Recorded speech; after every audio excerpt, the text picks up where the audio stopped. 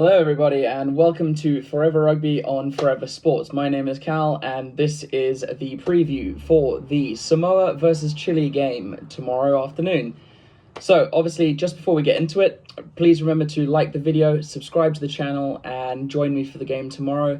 We've also got a ton of stuff coming up throughout the whole World Cup. We'll be streaming every single game, doing all the watch-alongs and making sure that you don't miss a beat with this World Cup.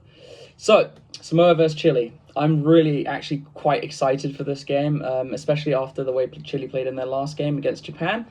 It's match number 11 in Pool D, 16th of September. That is 2 p.m. South African time, which is the same as French time, so no need to cause alarm there.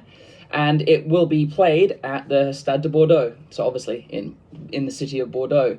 The referee is Paul Williams from New Zealand. And so, going into the game, Chile, off the back of rather a defiant and spirited loss to Japan, in which they actually opened the scoring through their fly half Fernandez, who also notably is pretty much the reason they're actually at the World Cup. He kicked the winning points against the USA to put Chile through to their first ever Rugby World Cup. And they've played their first game. Obviously, didn't get the debut win against Japan. It was a big ask. But the nice thing is they played with, exactly how you want to see a new team come in and play. Really spirited. They opened the scoring, so they really took it to Japan. And they had a number of players in that team that actually really stood out. So, Samoa coming into the World Cup 2023 campaign in this game, first game of the tournament. And you could argue that they're being bolstered. Their squad is quite different to the squad that played in the last World Cup 2019, and they've been bolstered by some returning talent to the country in the likes of Lima Sopoaga, Lilia Fano, and a few others. And this is obviously through rugby, World Rugby's new laws about nationality and, after a certain period of time, being able to go back to play for your home country if you've left. And I think these players, particularly Sopoaga, I think they will do a lot for the Samoan team, and I think they will. I think they'll sort out their what's the word? Discipline from the last World Cup. I know in the last World Cup they got about 6 yellow cards in 4 games, and that's the same amount of World Cup of cards they've had in every other World Cup or something along those lines. So it shows that in the last World Cup they certainly had a discipline problem, but I don't see that being much of an issue this time. So obviously, this is Samoa's 9th World Cup, which is, they've missed the first one, but that's it. And they were actually more successful in their first two World Cups than they have been since. They haven't got out of the pool stages in quite a while. So, without further ado, we'll go through the teams. We'll start with Samoa. So, the front row for Samoa is James Lay, Seilala Lam, and Michael Alatoa, with Chris Vui and Theo McFarland in the locking down positions.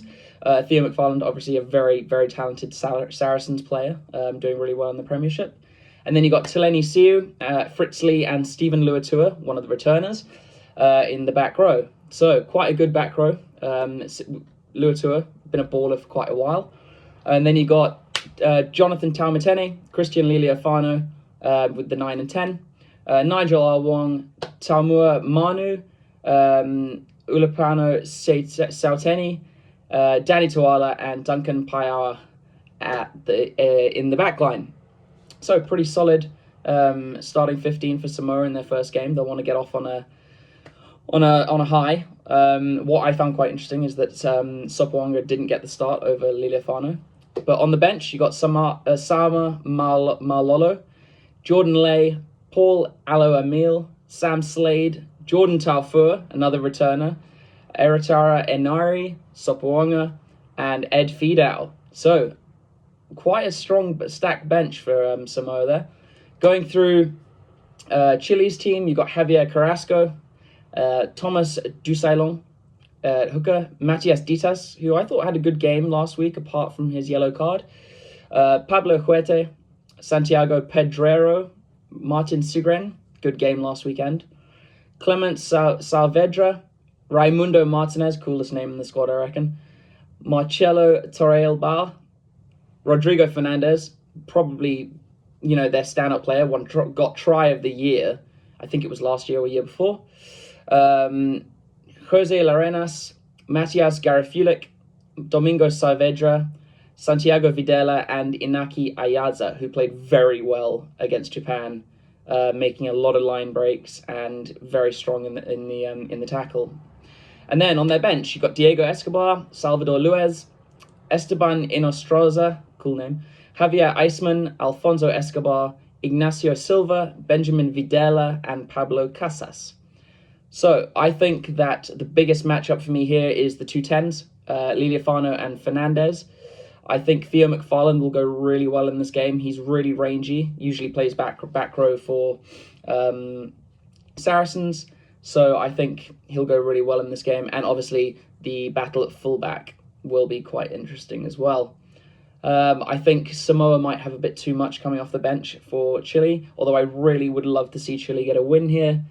I think, if I'm honest, I think Samoa will win this, not by a lot, but I think they'll win maybe by 10 points.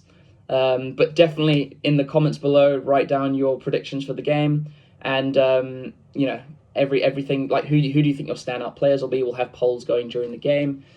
Don't forget to like and subscribe again. Forever Sports will be live for every single game during this World Cup, and if you follow along with us, you won't miss any of the action. There will be an upset at some point, I guarantee it. My name is Cal, and I cannot wait for this clash. It's my World Cup debut with Forever Sports, and you will get all of this through right here on the channel of Champions, Forever Sports. So, see you then. Cheers, guys.